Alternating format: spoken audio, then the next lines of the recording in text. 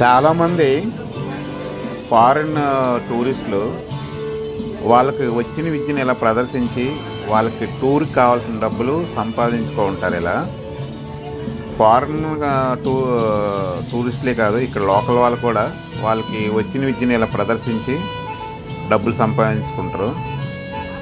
అంటే ఏదో మామూలుగా ఫ్రీగా అడగకుండా ఇలాగ వాళ్ళకు వచ్చిన కళలను ప్రదర్శించి డబ్బులు తీసుకోవడం అనేది చాలా నిజంగా గొప్ప కాన్సెప్ట్. అసలు కొంతమంది అయితే 3 నెలలు 4 నెలలు ఇంకా టూర్లో గడుపుతుంటారు.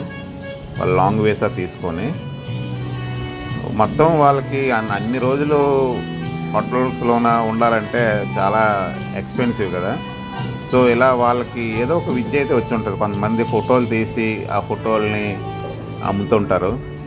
అంటే ఆ ఫోటో ఊరికినే ఏదో కాకుండా అలా. So keep watching my channel. దయచేసి లైక్ చేయడం మర్చిపోద్దు, సబ్స్క్రైబ్ చేయడం మర్చిపోద్దు. జై హింద్.